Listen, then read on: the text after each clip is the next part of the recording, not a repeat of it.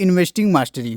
अगर आपको इन्वेस्टिंग के बारे में ज़ीरो नॉलेज है, कुछ भी आपको नहीं पता है, तो मैं एक सीरीज़ स्टार्ट किया हूँ। ये फर्स्ट वीडियो है, जिसके ये फर्स्ट वीडियो होने वाली है, जो कंप्लीट सीरीज़ आएगी।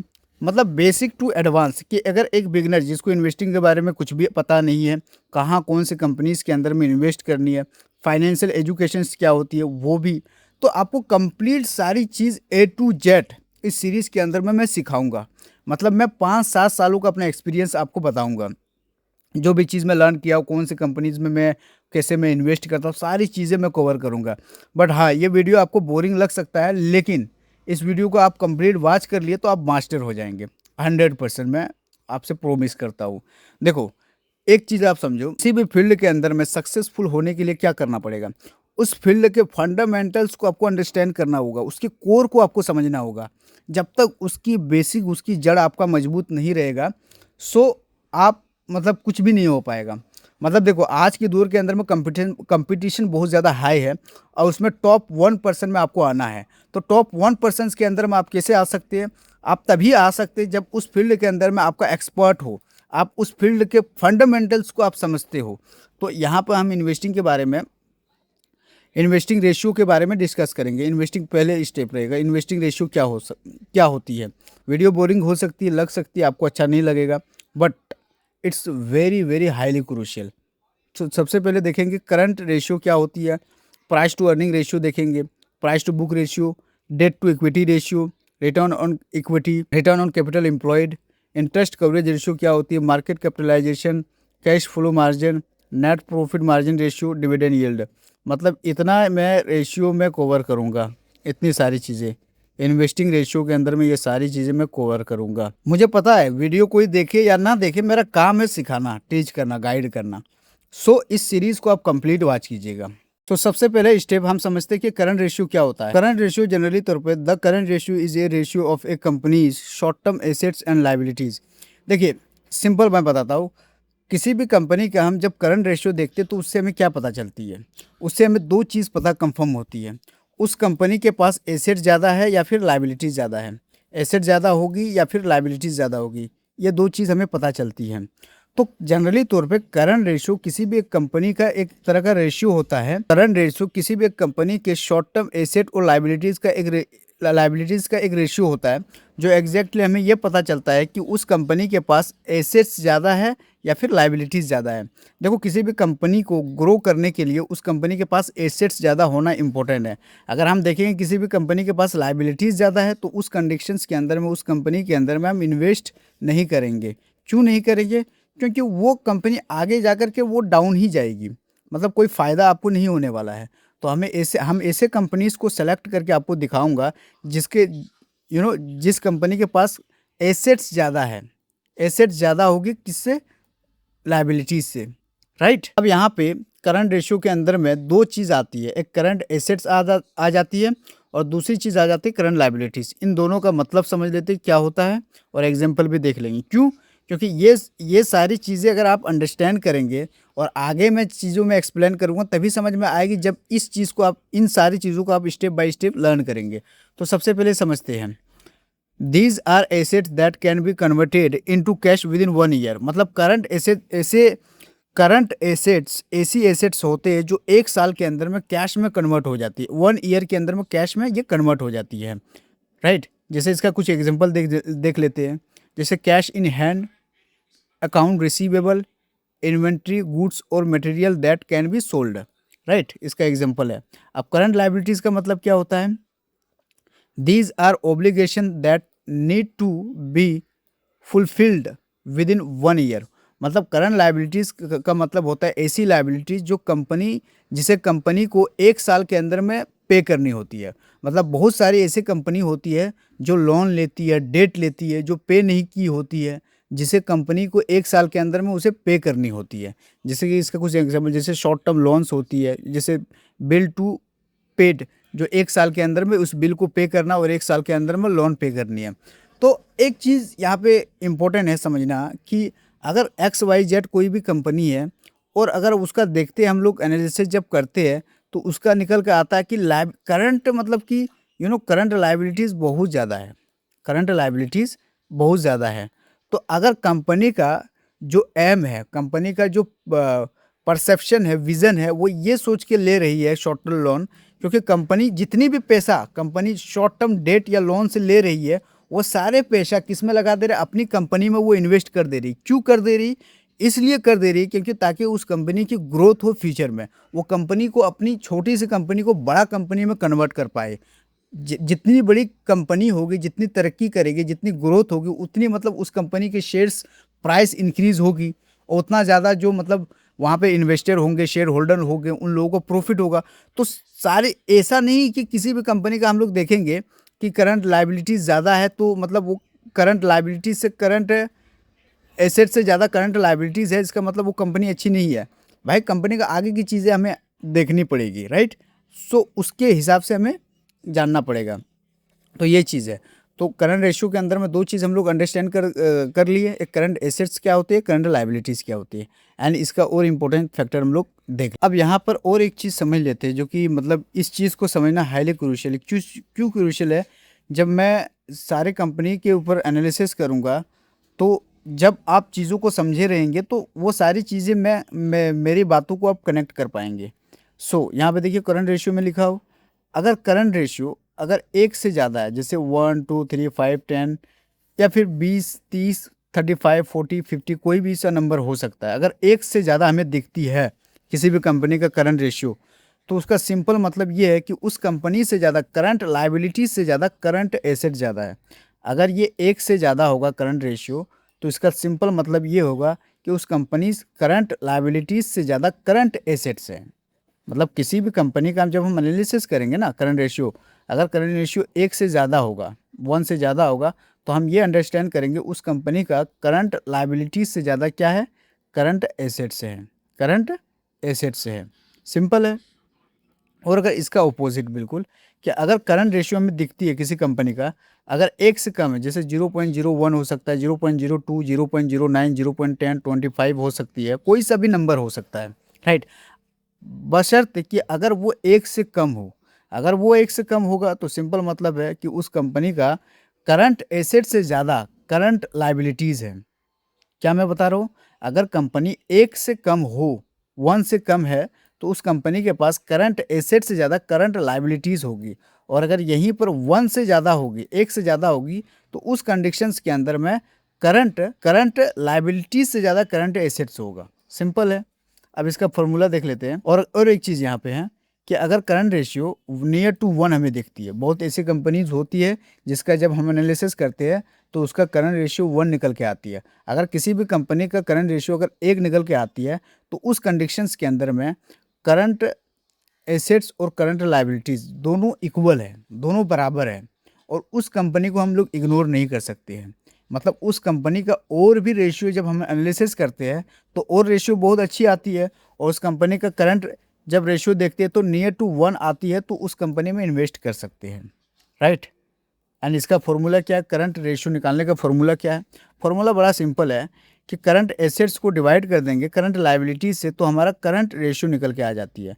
फॉर एग्जांपल कि अगर करंट एसेट्स 50,000 है और करंट लायबिलिटीज 25,000 है, तो इन दोनों को जब डिवाइड कर देंगे तो इसका रेशियो कितना निकल के आता है, 2 का आता है, 2 करंट रेशियो निकल के आते हैं। अब 2 का मतलब क्या है, 2 निकल के आया। 2 से क्या मतलब समझ रहे, इससे मतलब 2 निकल के आया है। अब इसका हम लोग क्या समझे, मतलब इससे क्या समझ में आ रहा है? इससे ये समझ में आ रहा है कि एक से ज़्यादा है या नहीं कम है। आप बताइए, यहाँ पे 2 निकला है तो एक से ज़्यादा या कम है? आप सोचेंगे कि ये तो एक से ज़्यादा है।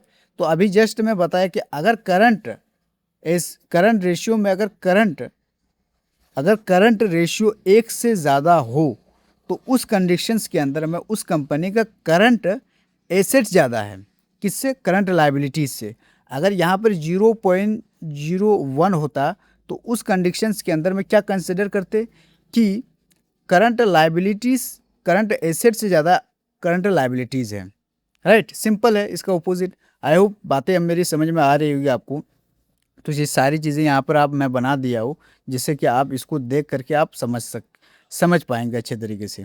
सो मैं स्पीड में चल रहा हूँ ताकि वीडियो की लेंथ लंबी ना बने, राइट। सो सारी चीज़ों को जल्दी से मैं कवर करना चाहता हूँ।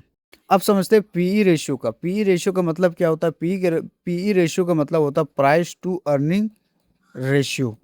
अब जब हम किसी भी एक कंपनी का पीई रेशियो देखते हैं तो उससे हमें क्या पता चलता है? आपसे एक क्वेश्चन पूछ रहा हूँ, मतलब कि ऐसे मैं चीज़ों को ऐसे सिखाऊँगा कि भाई वो चीज़ें मतलब आपको रटने की ज़रूरत नहीं है, वो कॉन्सेप्ट आपको ऑटोमेटिक आप देखेंगे तो आपकी ज़हन में वो बात आ जानी चाहिए। तो किसी भी कंपनी का पीई रेशियो हम देखते हैं तो इससे सिंपल ये पता चलता है कि उस वो कंपनी का जो स्टॉक है, वो कितना महँगा या सस्ता पड़ रहा है आपको। उस कंपनी का जो शेयर आप बाय करेंगे, खरीदेंगे, उस कंपनी का जो स्टॉक आप खरीदेंगे, तो वो आपको कितना महँगा या कितना सस्ता पड़ेगा, यही चीज़ बताती है हमारे पीई। इसी को देख के हमें पता चलती है कि पीई रेशियो के बारे में, प्राइस टू अर्निंग रेशियो के बारे में, जो कि यहाँ पे ये चीज़ मैं लिखा भी हूँ। तो price to earning ratio indicates how expensive और चीप ए कंपनीज़ स्टॉक, मतलब कि प्राइस टू अर्निंग रेशियो ये इंडिकेट करती है कि किसी भी कंपनी का स्टॉक कितना महँगा है, कितना सस्ता है, ये चीज़ हमें बताती है। अब PE ratio, price to earning ratio का फ़ॉर्मूला देख लेते हैं। सिंपल है, यहाँ पे 2 वर्ड है, करंट मार्केट प्राइस है, दूसरा ईपीएस है। अब इसका मतलब करंट मार्केट प्राइस का मतलब अभी जो मार्केट के अंदर में जो प्राइस चल रही होगी, जो भी प्राइस अभी चल रहा है, अभी आज का डेट कितना है? 15 अप्रैल है, 15 तारीख है। तो अभी इस टाइम पे मार्केट की प्राइस जिस भाव पे चल रही होगी, उसी को हम क्या बोलेंगे? करंट मार्केट प्राइस बोलते हैं। और ईपीएस का मतलब क्या होता है? ईपीएस का फुल फॉर्म होता है अर्निंग पर शेयर। इसका मतलब क्या है? इसका मतलब ये है कि कोई भी एक कंपनी अपने हर एक शेयर्स पे कितनी प्रॉफिट जनरेट करती है, उसी को ईपीएस कहते हैं, अर्निंग पर शेयर कहते हैं। अब ये चीज़ है। अब इसका अगर मैं प्राइस टू अर्निंग रेशियो का फॉर्मूला निकालेंगे तो कैसे निकाल पाएँगे? सिंपल है कि करंट मार्केट प्राइस को डिवाइड कर देंगे ईपीएस से, तो हमारा पीई रेशियो निकल के आ जाएगी, यानी कि प्राइस टू अर्निंग रेशियो निकल के आ जाएगी। लेट्स सपोज कि कंपनी का मार्केट प्राइस कितना है? 50 है, और ईपीएस अर्निंग पर शेयर कितना है? 10 है। अब इस 50 को जब 10 से डिवाइड कर देंगे तो कितना रेशियो निकल के आती है? 5 आती है, 5 आती है। तो ये चीज़ क्या हो गई? ये चीज़ हमारा प्राइस टू अर्निंग रेशियो हो गई कि किसी भी एक कंपनी का पीई रेशियो ज़्यादा होना अच्छा है या पीई रेशियो कम होना अच्छा है। देखो, मैं यहाँ पे लिखा हो कि बहुत सारे लोग कहते हैं कि higher price to earning ratio of any company is good, मतलब अगर पी रेशियो अगर 1 से ज़्यादा है तो वो अच्छा मानते हैं। लेकिन I believe that lower price to earning ratio is the best. कैसे? देखो, अगर किसी भी कंपनी के पी रेशियो अगर कम होगी तो इसका का मतलब वो तो पहली बात, इसका पहले बेनिफिट देख ले। अगर हम देखते हैं किसी भी कंपनी का पी रेशियो अगर ज़्यादा है तो हमें उस कंपनी को सेलेक्ट नहीं करनी है। हमें ऐसे कंपनी को सेलेक्ट करनी है जिस कंपनी का पीई रेशियो कम हो। जैसे कि मतलब कि 1 से ज़्यादा हो तो उस कंपनी को सेलेक्ट नहीं करेंगे, 1 से कम होनी चाहिए। जैसे कि अब फ़ायदा देख लेते हैं कि अगर 1 से कम है, किसी भी कंपनी का हम फंडामेंटल एनालिसिस करते हैं और उसमें हम देखते हैं कि किसी भी कंपनी का PE ratio, price to earning ratio 1 से कम है, तो उस कंडीशंस के अंदर में बेनिफिट क्या-क्या होगा? सबसे पहले अफोर्डेबल प्राइस पे आपको मिलेगी। अगर पीई रेशियो नियर टू अगर 1 से कम है, मतलब पीई रेशियो कम है, 1 से कम हो तो आपको अफोर्डेबल प्राइस पे मिलेगी। उसके बाद पोटेंशियल फॉर अंडर वैल्यूएशन आपको मिलेगी और पॉसिबल अपसाइड, मतलब कोई भी इंसान एक चीज़ में आपसे मैं मतलब कि एक आपको ऐसा एग्जांपल दूंगा जिससे आप रिलेट कर पाएंगे। एक इंसान कब बहुत ज़्यादा सक्सेसफुल होगा? जब तब जब कि उसके पास 100 करोड़ होगा, 100 करोड़ है उस इंसान के पास, मतलब मान के चलिए राहुल के पास 100 करोड़ है। वो बोल रहा है कि मुझे कामयाब, वो क्या कामयाब होगा? उसके पास तो ऑलरेडी वो सारी चीज़ें है। और एक रमेश लड़का है जिसके पास जीरो, अभी नियर टू वो जीरो है, कुछ उसके पास नहीं है। तो ग्रोथ किसकी होगी? यहाँ पे समझो, ग्रोथ किसकी होगी? उसकी होगी रमेश के पास जो अभी जीरो पे है, जिसके पास अभी लाइफ के अंदर में कुछ भी नहीं है। वो इंसान ज़्यादा ग्रोथ करेगा क्योंकि वो नीचे से उठकर वो मेहनत करके लाइफ के अंदर में आगे बढ़ेगा। ठीक है, उसी तरह है, अगर किसी भी कंपनी का ग्रो कब करेगी? जब वो कंपनी के पी रेशियो कम होगी, सिंपल बात है। जब कंपनी अगर किसी भी कंपनी की ग्रोथ होगी, कोई कंपनी अच्छे तरीके से अपने सिस्टम को मैनेज करेगी, राइट, और अपनी सारी चीज़ मतलब कंपनी का कंपनी अपने कोर को, अपने सिस्टम को, अपने फंडामेंटल को स्ट्रॉन्ग करेगी, तो जनरली तौर पे वो कंपनी ग्रो करेगी। और जब किसी भी कंपनी ग्रोथ होगी तो उसका पीई रेशियो भी बढ़ेगा। अब जब पीई रेशियो बढ़ेगा तो इसका मतलब है कि जिस स्टॉक्स उस कंपनी का, जिस शेयर्स के प्राइस पे आपने बाय किए है, जिस स्टॉक के प्राइस पे आपने बाय किए, वो स्टॉक महंगा होती चली जाएगी, जिससे कि आपका शेयर्स और ज़्यादा महंगा होगा और आप प्रॉफिट में आने लगेंगे, ये चीज़ है। तो मेरा कहने का सीधे सिंपल मतलब है कि किसी ऐसे कंपनी को सेलेक्ट करना जिसका कि पीई रेशियो 1 से कम हो, 1 से कम हो, ऐसे कंपनी को हमें सेलेक्ट करनी है। सो अब हम लोग समझ लेते हैं आरओई। आरओई का मतलब क्या होता है? आरओई का मतलब होता है रिटर्न ऑन कैपिटल। अब इसका क्या, इस टर्म का क्या मतलब होता है ये भी समझ लेते हैं। आरओई का सिंपल मतलब होता है कि शेयर होल्डर के डाले गए पैसे से कंपनी ने कितनी प्रॉफिट जनरेट की है, उसी को आरओई कहते हैं जनरली तौर पे।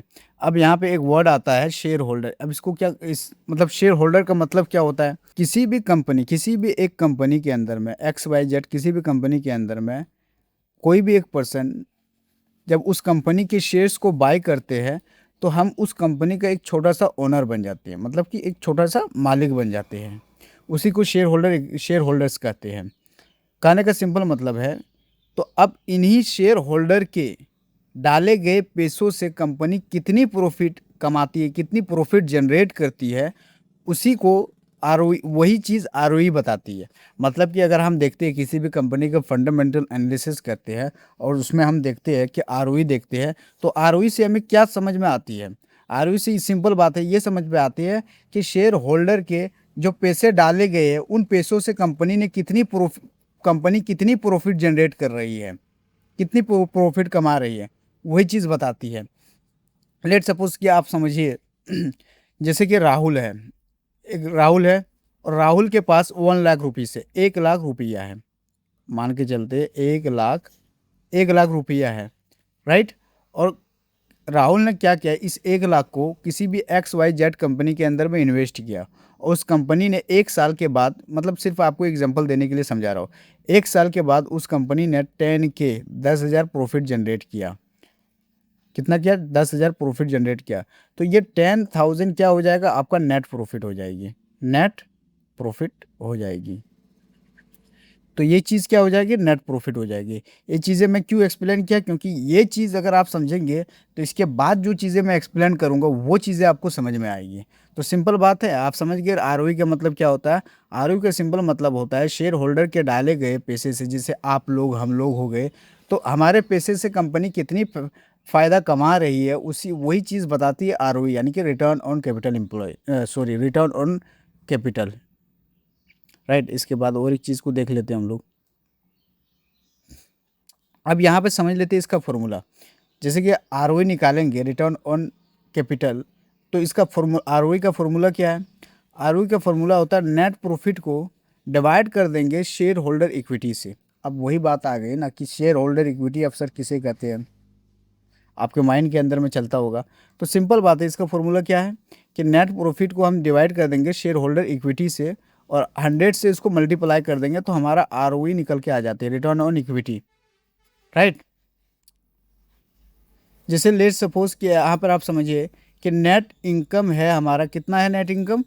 10,000, और हमारा शेयर होल्डर इक्विटी कितनी है? 1 लाख रुपीस। अब इस 10,000 को 1 लाख से डिवाइड कर दिया, फिर इसको 100 से मल्टीप्लाई कर दिया तो 10% आया। तो इसका मतलब क्या है? इसका मतलब सिंपल बात है, ये है कि कंपनी ने आपके 1 लाख पे 10,000 प्रॉफिट जनरेट किया। तो 10,000 का अगर परसेंटेज आप निकालेंगे तो 10% आएगा, मतलब 10% प्रॉफिट जनरेट किया, राइट। तो सिंपल बात है, आरओई निकालने का यही फॉर्मूला होता है। और एक चीज़ को समझ लेते हैं, आरओई का मतलब क्या होता है। अगर आरओई मतलब अभी एनालिसिस करेंगे जब, राइट, तो वहाँ पे ये चीज़ बहुत काम आएगी। ये इट्स हाईली क्रूशियल है कि अगर आरओई 20% है, 20% से ज़्यादा है तो उसको हाई कंसिडर करेंगे। मतलब कि इन्वेस्टर के पैसे से, शेयर होल्डर के पैसे से अच्छी खासी मतलब हम ये मान सकते हैं कि कंपनी प्रॉफिट जनरेट कर रही है। और देखो भाई, कोई भी कंपनी, मतलब कोई भी आदमी किसी भी कंपनी के अंदर में अब इन्वेस्ट करता है, निवेश करता है, तो उसका इंटेंशन, उसका मोटिव क्या होता है कि उसको पैसा कमाना है। तो वो पैसा कब कमा पाएगी? तब कमा पाएगी जब पहले कंपनी प्रॉफिट जनरेट करेगी। तो कंपनी जब फ़ायदा पहले कमाएगी तभी तो उसी फ़ायदे, इसी प्रॉफिट में से कुछ हिस्सा हमें देगी, जिसके कारण हमारे भी क्या होगी? प्रॉफिट होगी। तो कहने का मतलब आरओई, रिटर्न ऑन इक्विटी, जितना ज़्यादा हाई होगा उतना ज़्यादा हम इसको अच्छा कंसिडर करेंगे। अगर ये 20% से ऊपर है तो इसको हाई कंसिडर करेंगे, जो कि अच्छा एक हेल्दी रेशियो माना जाएगा, हेल्दी आरओई माना जाएगा। अगर यही आरओई 10 टू 20% के बीच में आते तो इसको हम एवरेज कंसिडर करें। मतलब हम ये बोल सकते हैं ना अच्छा है ना बुरा है, मतलब ठीक ठाक में मान सकते हैं। अगर यही आरओई रिटर्न ऑन इक्विटी अगर 10% से कम है तो इसको लो कंसिडर कर सकते हैं। मतलब कि शेयर होल्डर के डाले गए पैसे से कंपनी अच्छी खासी प्रॉफिट जनरेट नहीं कर पा रही, जिस हिसाब से उसको प्रॉफिट जनरेट करनी चाहिए उस हिसाब से तो वो प्रॉफिट जनरेट नहीं कर पा रही है, तो लो। तो हमें किसको कंसिडर करना है, ये आरओई रिटर्न ऑन इक्विटी जितना ज़्यादा हाई होगा उतना ज़्यादा किसी भी एक कंपनी के लिए उतना ही ज़्यादा अच्छा माना जाएगा। As simple is that, right. इसमें इतने ही आपको समझना है। अब यहाँ पर समझेंगे are O C E. Are O सी ई का मतलब होता है कि रिटर्न ऑन कैपिटल एम्प्लॉयड। अब इसका क्या मतलब होता है, क्योंकि देखो मैं वही सारे रेशियो बता रहा हूँ जो हाईली क्रूशियल है एक कंपनी के फंडामेंटल्स को एनालिसिस करने के लिए। तो मैं यहाँ लिखा हूँ R O C stands for return on capital employed. It's financial ratio that indicates how much profit company has generated from the capital money invested in the businesses. अब इसका क्या मतलब होता है कि एक तरह का फाइनेंशियल रेशियो है जो ये बताती है कि किसी भी एक कंपनी ने अपने कैपिटल से, फ्रॉम दी कैपिटल यानी कि अपने कैपिटल से कितनी प्रॉफिट जनरेट करती है। मतलब कंपनी ने अपने बिजनेस में जो पैसा को इन्वेस्ट किया है उस पैसे पे कंपनी कितना प्रॉफिट जनरेट कर रही है, वही चीज़ हमें बताती है आरओसी। उसी से हमें पता चलती है ROE, ROC return on capital employed. मतलब देखो एक चीज़ समझो कि अब एक कंपनी है, उस कंपनी के पास जो वो अपने बिजनेस में, उस कंपनी के बिजनेस में जो वो पैसा मनी लगाता है उस पैसे पे कितनी प्रॉफिट कर रही, कितनी प्रॉफिट जनरेट कर रही, वही चीज़ क्या बताती है आरओसीई बताती है, राइट। सिंपल बात है। तो हमें अगर कोई पूछेगा कि आरओसीई से क्या समझते हैं, बस सिंपल बता देना कि आरओसीई मतलब किसी भी एक कंपनी अपने, सिंपल मतलब एक तरह का फाइनेंशियल रेशियो है जो ये बताती है कि कोई भी एक कंपनी अपने बिजनेस आप अपने कैपिटल से कितनी प्रॉफिट जनरेट कर रही है, उसी को आरओसीई कहते हैं। As simple is that, right. अब इसका फॉर्मूला समझ लेते हैं। फॉर्मूला क्या है, ऑपरेटिंग प्रॉफिट को हम डिवाइड कर देंगे कैपिटल। अब यहाँ पे समझो कि यहाँ पे दो वर्ड है, एक ऑपरेटिंग प्रॉफिट है, दूसरा कैपिटल एम्प्लॉयड है। अब ऑपरेटिंग प्रॉफिट किसे कहते हैं, ऑपरेटिंग प्रॉफिट का मतलब होता है एबिट, EBIT, एबिट। एबिट का मतलब होता है earning before interest and tax. यानी कंपनी जब इंटरेस्ट और टैक्स को देने से पहले जो कंपनी के पास अर्निंग हुई होती है, जो प्रॉफिट वो कमाई होती है, उसी को क्या कहते हैं, एबिट बोलते हैं। उसी एबिट को हम ऑपरेटिंग प्रॉफिट कहते हैं। और कैपिटल एम्प्लॉयड का मतलब जैसे कि टोटल एसेट्स को माइनस कर देंगे करंट लाइबिलिटीज से तो हमारा कैपिटल एम्प्लॉयड आ जाती है। तो सिंपल मतलब इन दोनों का समझ गए। अब इसका फॉर्मूला भी समझ लेते हैं। तो ऑपरेटिंग प्रॉफिट को कैपिटल एम्प्लॉयड से डिवाइड कर देंगे और फिर इसको 100 से मल्टीप्लाई कर देंगे तो हमारा आरओसीई निकल के आ जाती है। जैसे लेट सपोज कि मान के चलिए कि ऑपरेटिंग प्रॉफिट है हमारा 2 लाख और कैपिटल एम्प्लॉयड है 10 लाख। अब इस 2 लाख को जब 10 लाख से हम डिवाइड कर देंगे और फिर 100 से इसको मल्टीप्लाई कर देंगे तो हमारा आरओसी निकल के आ जाती है 20% अब इस 20% से हम क्या समझेंगे तो यहाँ तो 20% निकल के आया, लेकिन इस 20% से हमें क्या समझेंगे, मतलब समझे। देखो एक चीज़ समझो, आरओसी जो आरओसी है, राइट, आरओसी, ये आरओसी जितना ज़्यादा हाई होगा उतना ज़्यादा अच्छा माना है। क्यों, क्योंकि कंपनी अपने कैपिटल से उतनी ज़्यादा प्रॉफिट जनरेट करेगी और जो कंपनी जितनी ज़्यादा प्रॉफिट जनरेट करती है वो उतनी ज़्यादा उस कंपनी की ग्रोथ होती है। सिंपल बात है। तो कहने का मतलब आरओसीई की जो रेशियो है वो जितना ज़्यादा हाई होगा वो उतना उसको हेल्दी कंसीडर करेंगे और स्ट्रॉन्ग में कंसीडर करेंगे, राइट। अब यहाँ पे इसका कुछ इंपॉर्टेंस समझ लेते हैं, क्योंकि जब हम फंडामेंटल एनालिसिस करेंगे देखेंगे कि किसी भी कंपनी को, एक अच्छे कंपनी को किस तरह में सेलेक्ट करने, तो ये चीज़ बहुत काम आएगी। तो आर ओ सी यहाँ पे लिखा हो, अगर R O C return on capital employed अगर 25% से ज़्यादा है इसका रेशियो हम देखेंगे तो इसको हम एक स्ट्रॉन्ग कंसिडर करेंगे कि माना जाएंगे कि ये मानेंगे कि उस कंपनी की, वो कंपनी स्ट्रॉन्ग है, उस कंपनी के फंडामेंटली स्ट्रॉन्ग है, राइट। अगर यही R O return on capital employed अगर 15 से 25% के बीच में तो उसको एवरेज कंसिडर करेंगे। और अगर यही आर ओ सी 15% से नीचे है, 15% से नीचे है, तो उसको वीक कंसिडर करेंगे। मतलब वो कंपनी अपने कैपिटल से जिस हिसाब से प्रॉफिट उसको जनरेट करनी चाहिए, वो प्रॉफिट जनरेट नहीं कर पा रही है, तो उसको हम वीक कंसिडर करेंगे। तो हम लेंगे कौन से, कैसे कंपनी को हमें सेलेक्ट करनी है, ऐसे कंपनी को सेलेक्ट करनी है जिसका आरओसीई 25% से ज़्यादा हो, 25% से ज़्यादा हो, राइट, उसको स्ट्रॉन्ग कंसिडर करेंगे, राइट। तो ये बात तो आरओसीई को, इतनी बात तो फंडा क्लियर हो चुकी होगी, आई होप। अब यहाँ पर समझ लेते हैं प्राइस टू बुक रेशियो यानी कि पीबी, इसको शॉर्ट में बोला जाता है पीबी रेशियो। देखो मैं लिखा the PB ratio is a financial metric that compares a company's market price to its book value. मतलब कि इसका क्या मतलब होता है, एक तरह का फाइनेंशियल मेट्रिक है जो हम किसी भी एक कंपनी के बुक वैल्यू को उसके मार्केट प्राइस से कंपेयर करते हैं और एग्जैक्टली ये पता करते हैं कि उस कंपनी के पास कम, उस कंपनी में बुक वैल्यू ज़्यादा है, बुक वैल्यू पर शेयर ज़्यादा है, या कंपनी प्राइस ज़्यादा है, राइट, मार्केट प्राइस ज़्यादा है। तो हम किसी भी एक कंपनी को कंपेयर करते हैं, मतलब किसी भी एक कंपनी के मार्केट प्राइस को उसके बुक वैल्यू के साथ कंपेयर करते हैं और हम ये जानते हैं कि उस कंपनी के पास मार्केट प्राइस ज़्यादा है या बुक वैल्यू पर शेयर ज़्यादा है, राइट। ये चीज़ हमें पीवी रेशियो से पता चलती है। अब इसका फॉर्मूला भी समझ लेते हैं। मार्केट प्राइस पर शेयर को डिवाइड कर देंगे बुक वैल्यू पर शेयर। देखो यहाँ पर दो वर्ड आया, इन दो वर्ड्स को समझ लेते हैं। मार्केट मार्केट प्राइस पर शेयर का मतलब क्या होता है, जो मतलब कि अभी अभी करंट सिचुएशन में लोग जिस प्राइस पे बाय सेल करते हैं उसी को मार्केट प्राइस कहते हैं। मतलब अभी जो चल रही है, मतलब ये सप्लाई और डिमांड के बेस पे ये बदलते ही रहता है, इसका नंबर्स का प्राइस बदलती ही रहती है। तो अभी करंट सिचुएशन में लोग जिस प्राइस पे बाय सेल कर रहे होंगे उसकी उसी को हम मार्केट प्राइस कहते हैं। लेकिन बुक वैल्यू पर शेयर जो चीज होती है, ये किसी भी एक कंपनी की रियल वैल्यू होती है, रियल नेटवर्थ होती है, राइट। सो आई होप ये बात तो आप समझ गए होंगे। तो अब इसको हम इसका फॉर्मूला क्या है, हम क्या करेंगे, मार्केट प्राइस पर शेयर्स को हम बुक वैल्यू पर शेयर से हम डिवाइड कर देंगे, राइट। तो हमारा पीवी रेशियो निकल के आ जाएगी, जिससे पीवी रेशियो 5 है। तो कहने का मतलब एक चीज यहाँ पे समझो, हम अगर फंडामेंटल एनालिसिस करेंगे तो हम कैसे कंपनीज को सेलेक्ट करेंगे, ये माइंड के अंदर में रखना है। ऐसे कंपनी जिसका कि मार्केट प्राइस ज्यादा हो, या फिर ऐसे कंपनी जिसका बुक वैल्यू ज्यादा हो, कौन सी कंपनी को सेलेक्ट करेंगे, उस कंपनी को सेलेक्ट करनी है जिसका कि बुक वैल्यू पर शेयर ज्यादा हो। क्यों? क्योंकि कंपनी की ये रियल वैल्यू बताती है भाई। किसी भी कंपनी की जितनी ज्यादा बुक वैल्यू पर शेयर होगी, वो कंपनी की ग्रोथ लॉन्ग टर्म के हिसाब से उतनी ज्यादा होगी, राइट। आई होप बात आपको ये चीजें आपको समझ में आ गई होगी। अब यहाँ पे देख लेते हैं, समझ लेते हैं।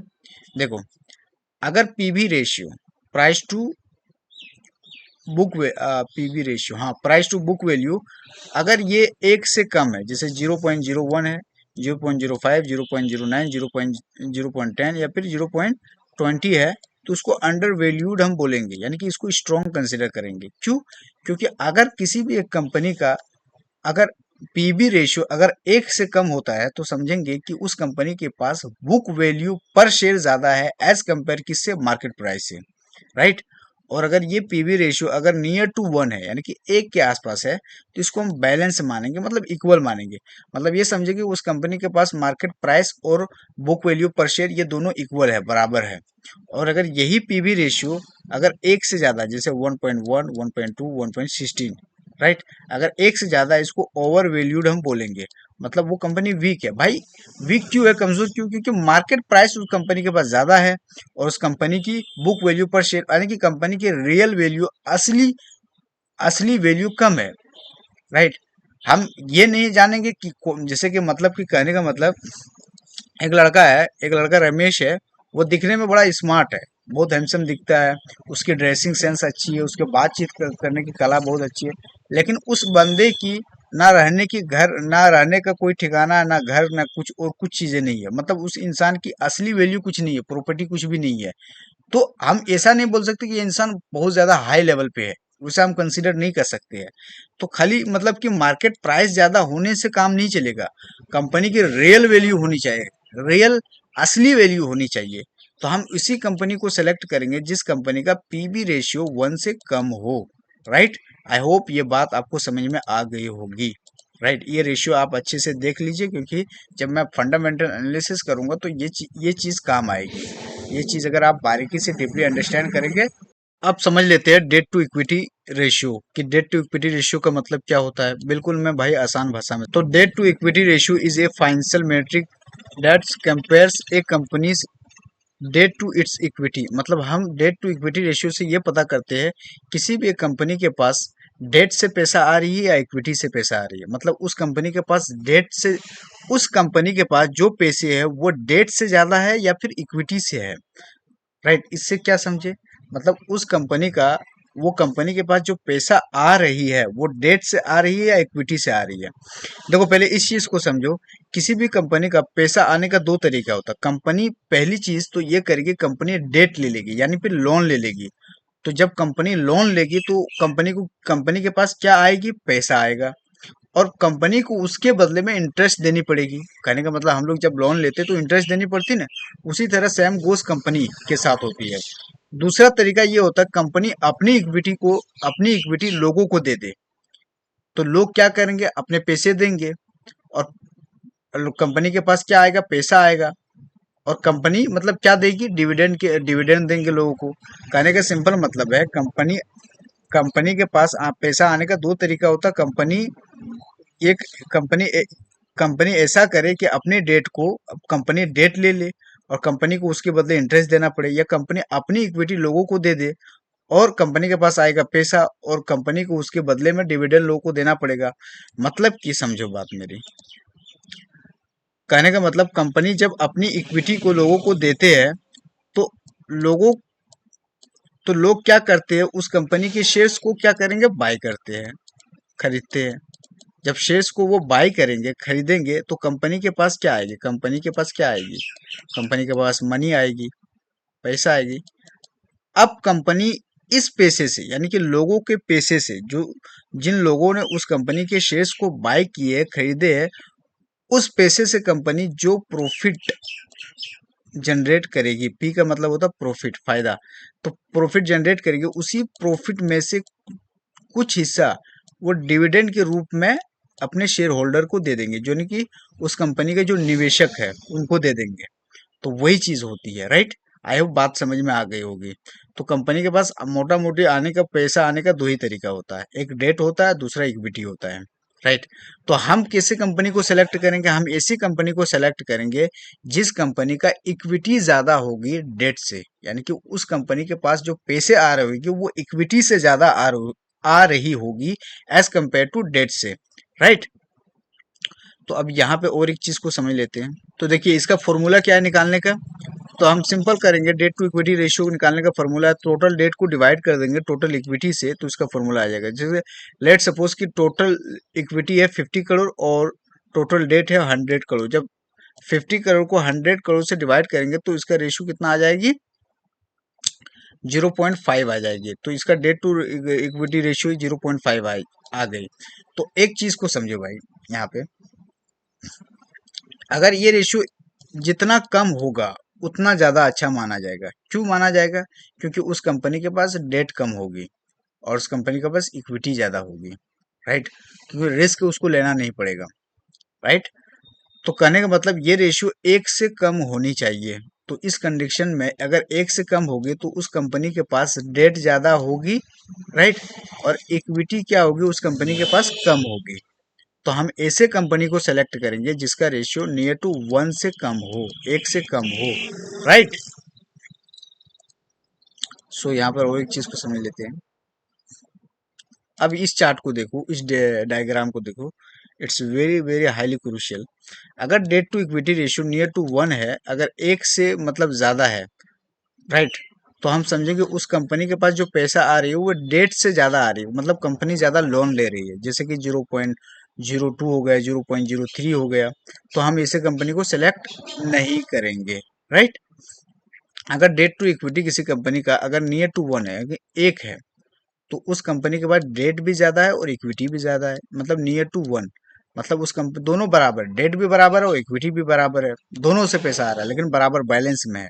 तो ऐसे कंपनी को और अगर फाइनेंशियल फाइनेंशियल रेशियो और फंडामेंटल, अगर हम प्रॉफिट एंड लॉस देखेंगे, कैश फ्लो देखेंगे, फाइनेंशियल रेशियो देखेंगे, अगर ये सारी चीज़ें अगर अच्छी होगी और उस कंपनी का डेट टू इक्विटी रेशियो अगर 1 आएगी तो इसे कंपनी को हम सेलेक्ट करेंगे, राइट।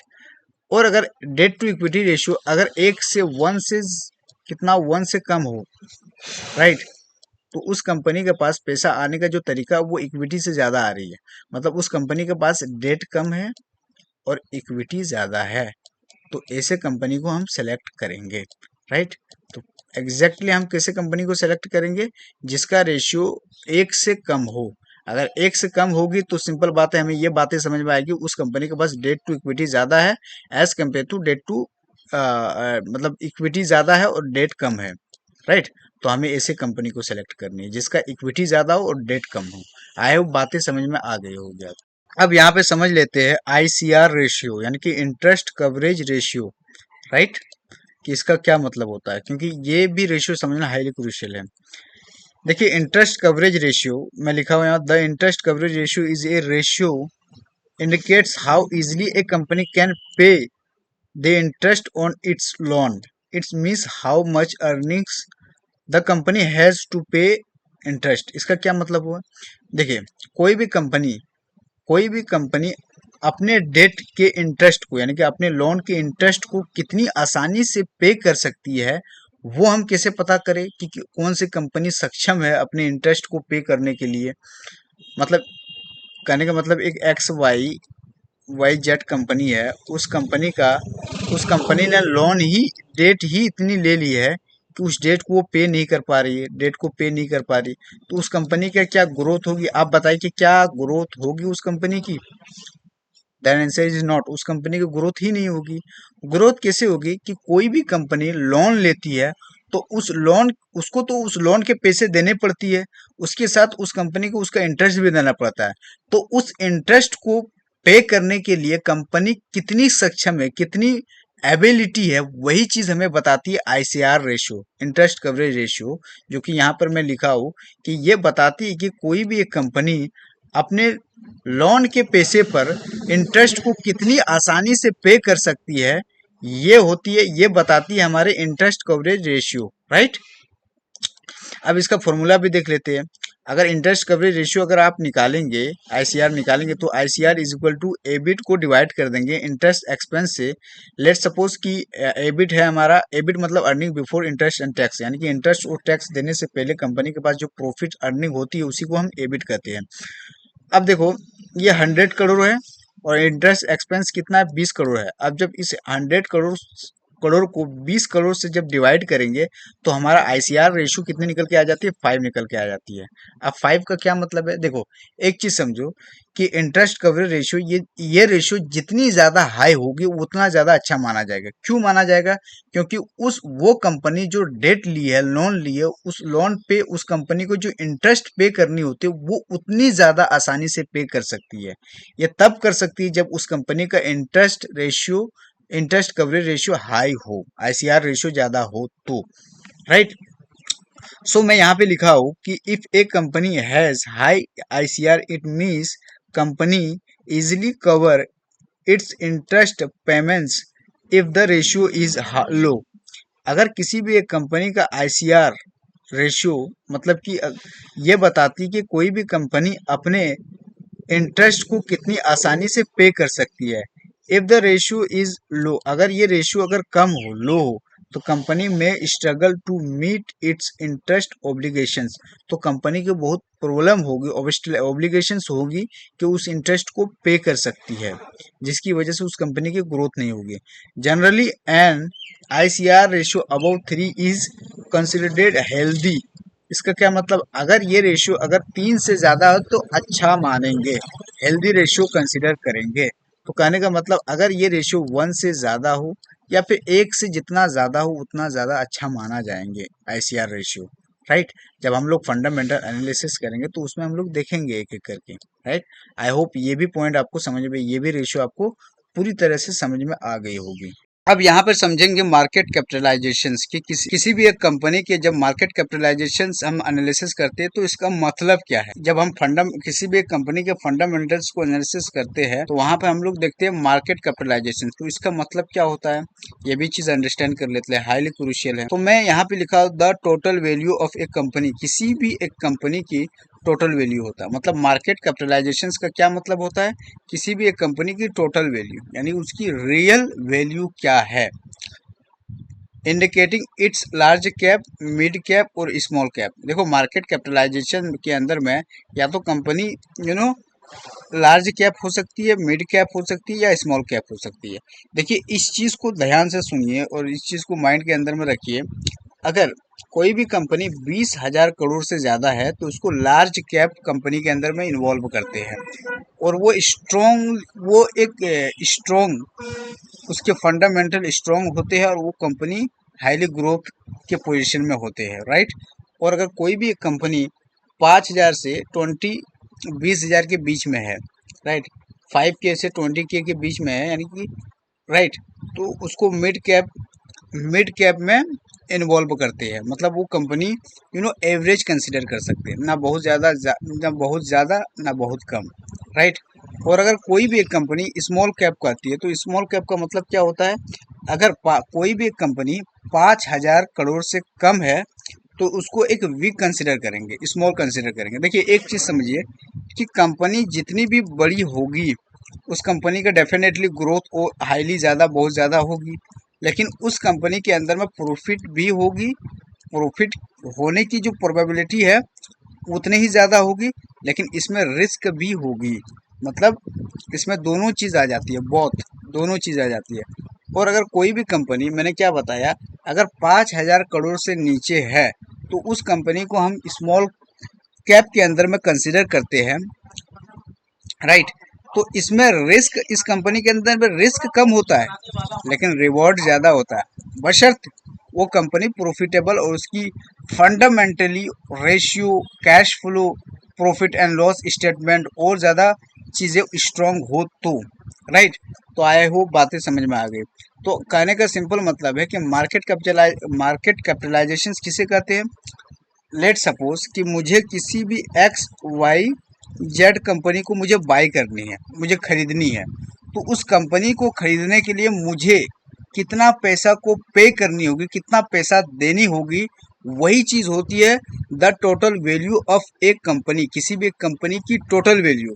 और इसी टोटल वैल्यू को क्या कहते हैं, मार्केट कैपिटलाइजेशंस कहते हैं। मतलब जिससे पता चलते है कि उस कंपनी की स्केल कितनी बड़ी है, वो कंपनी एक्चुअली कितनी बड़ी है, वो कंपनी लार्ज कैप है, मिड कैप है या स्मॉल कैप है।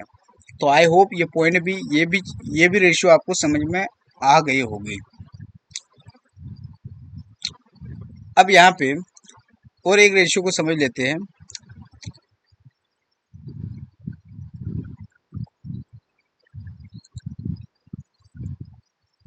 अब यहाँ पर और एक रेशियो को समझ लेते हैं, नेट प्रॉफिट मार्जिन रेशियो। कि नेट प्रॉफिट मार्जिन रेशियो का मतलब क्या होता है।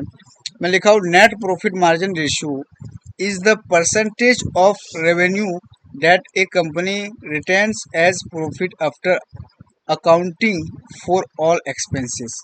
मतलब किसी भी एक कंपनी, कोई भी एक कंपनी है, मतलब XYZ कोई भी कंपनी हो सकती है, किसी भी एक कंपनी के रेवेन्यू को उसके टोटल एक्सपेंस यानी कि उसके जितने भी खर्चे हैं, जैसे कि खर्चे के अंदर, एक्सपेंस के अंदर में हमारे सैलरी आ जाती है, इंटरेस्ट आ जाती है, टैक्स आ जाती है, इन सारे ऑल एक्सपेंस को माइनस करने के बाद कंपनी के पास जो प्रॉफिट बचती है और उस प्रॉफिट को जब हम परसेंटेज के रूप में देखते हैं तो जनरली तौर पे उसी को हम क्या कहेंगे, नेट प्रॉफिट मार्जिन रेशियो कहेंगे। तो नेट प्रॉफिट मार्जिन रेशियो क्या होता है कि किसी भी एक कंपनी के रेवेन्यू को उसके ऑल एक्सपेंस से माइनस करने के बाद कंपनी के पास जो मुनाफा बचती है उस मुनाफे को जब परसेंटेज के रूप में दिखाई जाती है उसी को नेट प्रॉफिट मार्जिन रेशियो कहते हैं।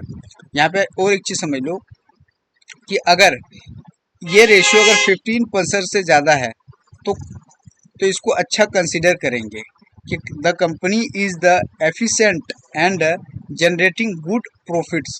मतलब कि वो कंपनी अच्छी प्रॉफिट जनरेट कर रही है। और अगर ये रेशियो अगर 15%, 5 to 15% के बीच में है तो उसको एक एवरेज कंसिडर करेंगे। मतलब एवरेज इन द सेंस कि the company performs is average, मतलब कि कंपनी की जो परफॉर्मेंस है, कंपनी की जो ग्रोथ है, कंपनी की बढ़ने की जो पोजीशन है वो एवरेज है, ना बहुत ज़्यादा हाई है ना बहुत ज़्यादा कम है। मतलब वो कंपनी जो प्रॉफिट जनरेट कर रही है बहुत ज़्यादा नहीं कर रही है ना ही बहुत कम कर रही है, मतलब एक एवरेज में जनरेट कर रही है, राइट। अब यहाँ पे बात करते हैं लो, बिलो 5%। तो इसको अगर यही रेशियो अगर 5% से कम है तो इसको वीक कंसिडर करेंगे। द मैं लिखा हूँ the companies performs is is poor और इट हैज़ हाई एक्सपेंसेस। इसका क्या मतलब हुआ, मतलब उस कंपनी की जो प्रॉफिट है, मतलब भाई कंपनी, मैंने क्या बोला, किसी की कंपनी के रेवेन्यू को जब एक्सपेंस से माइनस करने के बाद, ऑल एक्सपेंस से माइनस करने के बाद उसकी जो प्रॉफिट है वो बहुत ही ज़्यादा कम आ रही है, जिसके कारण से ये रेशियो 5 से कम है। और अगर 5 से कम होता है तो उसका वो कंपनी अच्छे से प्रॉफिट जनरेट नहीं कर पा रही है। तो ऐसे कंपनी को सेलेक्ट नहीं करनी है जिसकी रेशियो 5 से कम हो। आई होप ये भी कॉन्सेप्ट और ये भी नेट प्रॉफिट मार्जिन रेशियो भी आपको समझ में आ गई होगी। अब यहाँ पर समझ रहे थे कैश फ्लो मार्जिन, तो ये बहुत इंपॉर्टेंट है जनरली तौर पे। Just 1 second.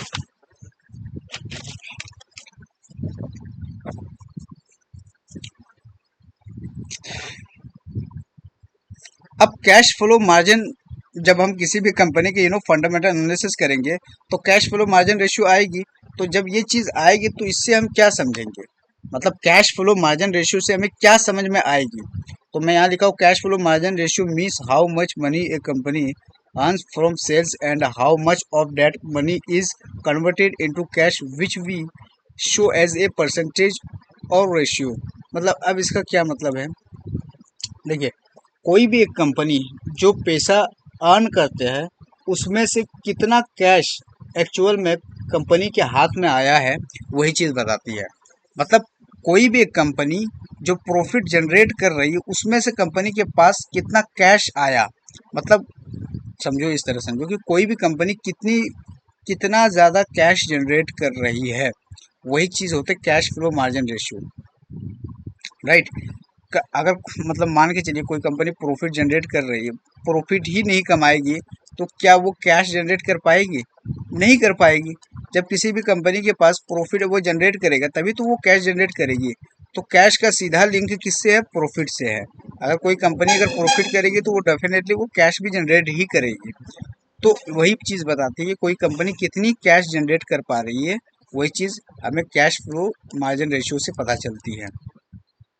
अब इसका फॉर्मूला क्या है, देखिए कैश फ्लो मार्जिन का फॉर्मूला है ऑपरेटिंग कैश फ्लो को जब डिवाइड कर देंगे नेट सेल से और इसको 100 से जब मल्टीप्लाई कर देंगे तो हमारा निकल के कैश फ्लो मार्जिन रेशियो निकल के आ जाएगी। जैसे लेट सपोज कि 30 रुपीज़ को जब 100 से डिवाइड कर देंगे और डिवाइड करने के बाद और 100 रुपीज़ से मल्टीप्लाई कर देंगे तो इज इक्वल टू 30% आ जाएगा। तो ये 30% क्या है, ये है किसी भी कंपनी का कैश फ्लो मार्जिन।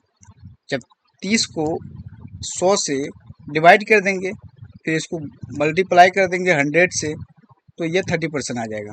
अब यहाँ पे और एक चीज़ को समझ लो,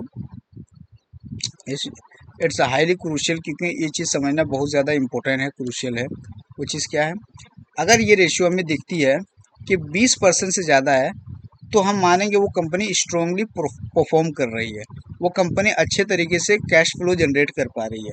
और यही रेशियो अगर 10 से 20% के बीच में है तो उसको एवरेज कंसिडर करेंगे। मतलब वो कंपनी ना बहुत ज़्यादा कैश जनरेट कर पा रही है ना बहुत कम कैश जनरेट कर पा रही है, मतलब वो बीच में कैश जनरेट कर पा रही है, मतलब नॉर्मल, राइट।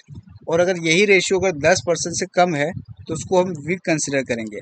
मतलब जो भी कंपनी है उस कंपनी वो कंपनी ना ही अच्छी प्रॉफिट जनरेट कर पा रही है जिसके कारण से वो कैश भी अच्छे तरीके से जनरेट नहीं कर पा रही है। और ऐसे कंपनी को हमें सेलेक्ट नहीं करनी है जिसकी रेशियो 10% से कम हो। हाँ, ऐसे कंपनी को सेलेक्ट करनी है जिसका रेशियो 20% से ज़्यादा हो।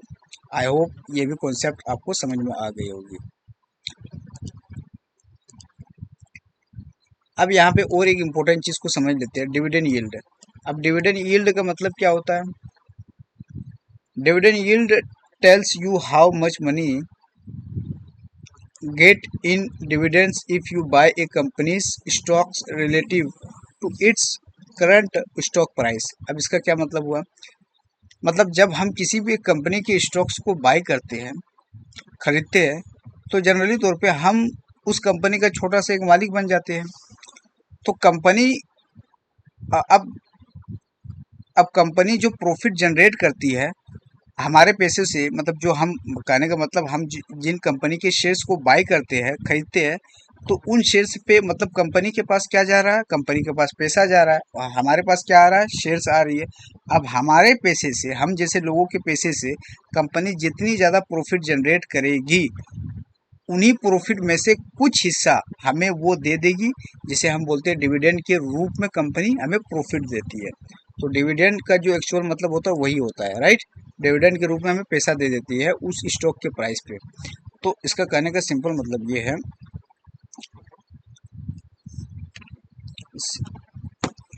इसका सिंपल मतलब ये है कि किसी भी एक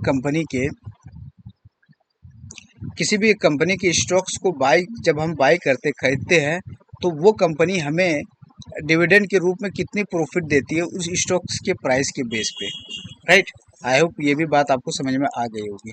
अगर ये मार्केट मोर देन 40% से ज़्यादा है, राइट, अगर 4% से ज़्यादा निकलती है डिविडेंड यील्ड, कोई भी कंपनी अगर डिविडेंड यील्ड 4% से ज़्यादा दे रही है, तो इसको स्ट्रॉन्ग कंसिडर करेंगे।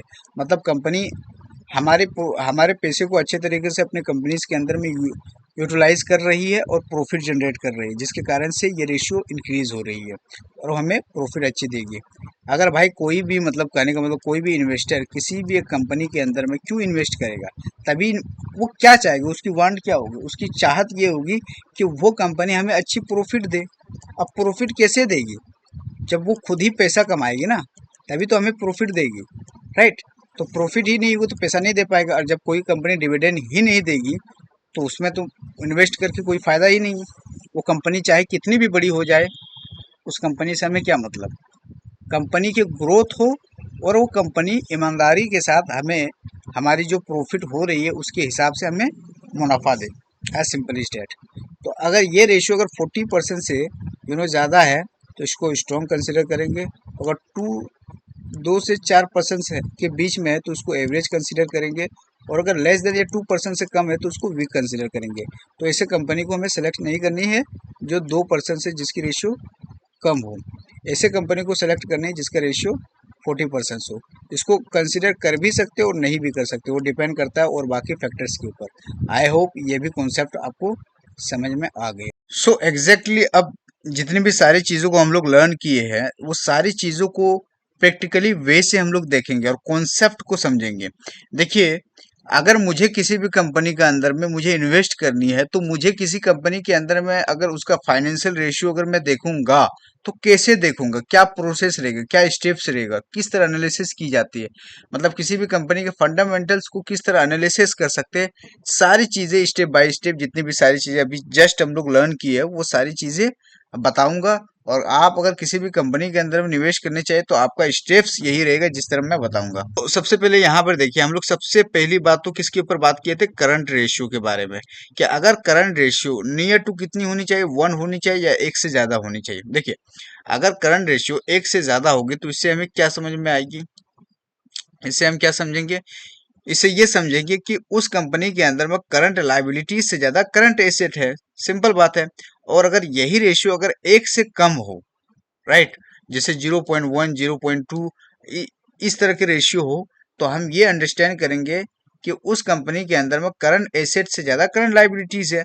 भाई, अगर मुझे किसी भी कंपनी के अंदर में इन्वेस्ट करनी है, तो एग्जैक्टली बताओ कि मुझे कितना करंट रेशियो होनी चाहिए? देखिए, करंट रेशियो जनरली तौर पे 1 से ज्यादा होनी चाहिए, मैं यही चाहूंगा। जैसे 1.2 हो गया, 1.5 हो गया, 1.7 हो गए, तो इस तरह के रेशियो मुझे चाहिए जो 1 से ज्यादा हो। तो क्या यहाँ पे देखिए, जब रिलायंस यू नो हम लोग रिलायंस इंडस्ट्री कंपनी के फंडामेंटल्स को एनालिसिस कर रहे हैं, फाइनेंशियल रेशियो देख रहे हैं, तो यहाँ पे देखिए रिलायंस इंडस्ट्री का करंट रेशियो कितना है? 1.10 है, मतलब कि 1 से ज्यादा है। तो इसका मतलब ये है करंट एसेट ज्यादा है, करंट लायबिलिटीज कम है। तो आई होप कि करंट रेशियो तो इसमें अच्छा है। अब यहाँ पे और एक रेशियो इम्पोर्टेंट और एक इम्पोर्टेंट रेशियो आती है जिसे हम कहते हैं पीई रेशियो। मतलब पीई रेशियो का मतलब क्या होता है? Price to earning ratio. देखिए पीई रेशियो का मतलब क्या होता है, पहले ये समझो कि हम जब किसी भी एक कंपनी की स्टॉक्स कितनी महंगा या कितनी सस्ती मिल रही है, वही चीज हमें इंडिकेट करती है पीई रेशियो, यानी कि प्राइस टू अर्निंग रेशियो। तो प्राइस टू अर्निंग रेशियो कितनी होनी चाहिए? क्या ये एक से ज्यादा होना अच्छा है या एक से कम होना अच्छा है? देखिए मैंने प्रीवियस वीडियो के अंदर में जब हम लोग कॉन्सेप्ट को थियोरिटिकली थ्योरी समझ रहे थे, तो वहां पर मैं एग्जैक्टली डिस्कस किया था कि अगर पीई रेशियो एक से कम है तो उसको अच्छा मानेंगे। क्यों? क्योंकि उस कंपनी की जो स्टॉक्स होगी वो मुझे उतनी ही सस्ता मिलेगी, उस कंपनी के जो शेयर्स होगी वो उतना ज्यादा सस्ता मिलेगी। और हर एक चीज में बताया था। आई थिंक मैं वीडियो लंबा नहीं करूंगा, राइट? सिंपल बात है। और अगर एक से कम हो एक से ज्यादा हो तो वो अच्छा नहीं माना जाएगा, राइट? एंड आई होप की बातें आपको समझ में आ रही होगी। तो पीई रेशियो कितनी होनी चाहिए ये बताइए, आप लोग कमेंट में बताइए। थोड़ा सोचिए, 5 मिनट्स का टाइम, 5 सेकंड का मैं टाइम दे रहा हूँ। 5 मिनट्स का टाइम खत्म हो गया है। तो क्या क्या समझे कि पीई रेशियो एक से ज्यादा होनी चाहिए, एक से कम होनी चाहिए, एक से ज्यादा नहीं होनी चाहिए। क्योंकि अब भाई अगर एक से ज्यादा होगी तो उस कंपनी का करंट मार्केट प्राइस ज्यादा होगा, और अगर एक से कम होगा तो उस कंपनी का ईपीएस ज्यादा होगा, अर्निंग पर शेयर, राइट? तो पीई रेशियो जितना कम होगा उतना अच्छा माना जाएगा, और उसी कंपनी को हमें सेलेक्ट करनी है जिसका पीई रेशियो एक से कम हो। आई होप ये भी कॉन्सेप्ट आपको समझ में आ गई होगी। यहाँ पे एक वर्ड है ईपीएस का मतलब, इसका भी समझ लेते हैं। ईपीएस का मतलब होता है अर्निंग पर शेयर। कोई भी कंपनी अपने हर एक शेयर पे कितने रुपया का मुनाफा जनरेट कर रही है, उसी को ईपीएस कहते हैं, अर्निंग पर शेयर कहते हैं, राइट? अब यहाँ पे देख लेते हैं और एक इम्पोर्टेंट रेशियो को, आरओई किधर है? आरओई, हाँ आरओई। इसका मतलब होता है रिटर्न ऑन इक्विटी। अब इसका क्या मतलब होता है ये भी समझ लेते हैं। It's a highly crucial ratio कि आरओई। देखिए आरओई और आईयूसी दोनों इक्वल रेशियो है, राइट?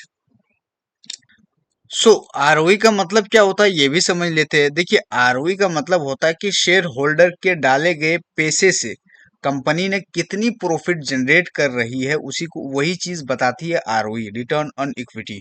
जैसे आप हो गए, मैं हो गया। तो अब देखिए एक चीज समझिए कि आरओई ये जो रेशियो है वो कितना ज्यादा होना अच्छी है और कितना ज्यादा। देखिए इसका मतलब आप हो गए, मैं हो गया, मेरे जैसे आदमी, आपके जैसे लोग जब कम किसी भी कंपनी के अंदर में अपने पैसे लगाएंगे, राइट? तो उन पैसे से कंपनी जितनी ज्यादा प्रॉफिट करेगी उतना फायदा होगा। तो ये कैसे पता चलेगा? आरओई जितना ज्यादा होगा इसका मतलब वो कंपनी उतनी ज्यादा प्रॉफिट जनरेट कर रही है। तो हमें क्या देखनी है कि ये रेशियो जो आरओई है, रिटर्न ऑन इक्विटी है, ये रेशियो जितनी ज्यादा होगी उतनी ज्यादा हमारे लिए अच्छी मानी जाएगी। अब कितनी ज्यादा होगी ये भी समझ लेते हैं। अगर आरओई, लेट सपोज कि अगर आरओई, रिटर्न ऑन इक्विटी, अगर 10% से कम है तो आरओई को वीक कंसिडर करेंगे, राइट?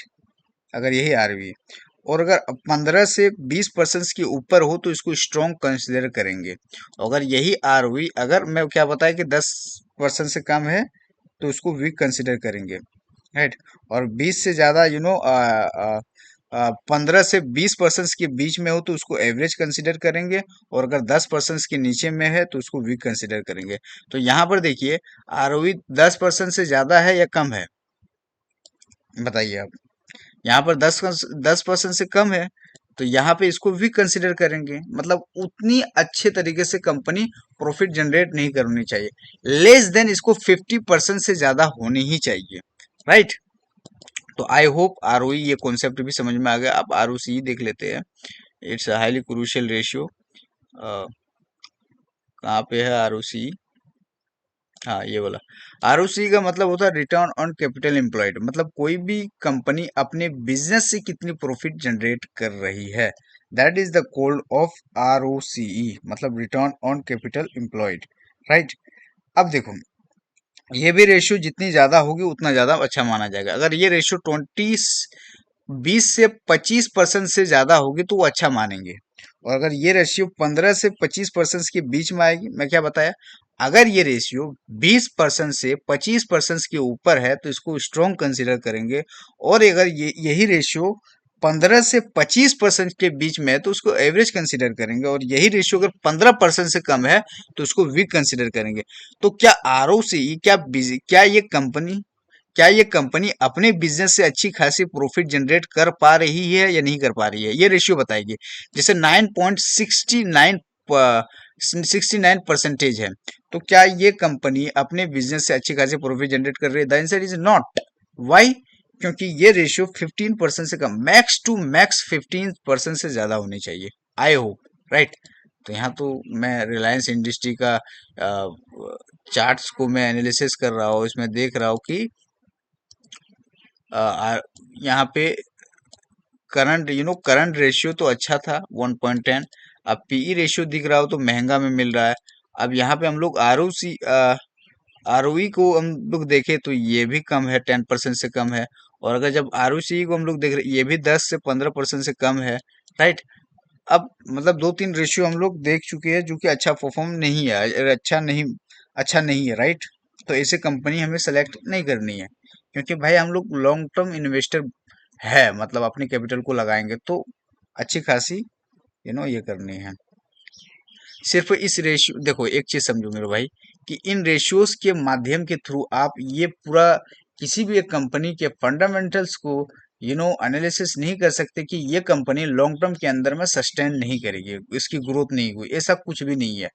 आपको किसी भी कंपनी के प्रॉपर और कंप्लीट फंडामेंटल एनालिसिस करने के लिए और एक अच्छी कंपनी को सेलेक्ट करने के लिए बहुत सारी चीजें आपको लर्न करनी पड़ेगी। आई होप ये भी आपको समझ में आ रही होगी। अब अब और एक रेशियो देख लेते हैं जिसका नाम है डेट टू इक्विटी। अब इसका मतलब क्या होता है, कहाँ पे है डेट टू इक्विटी?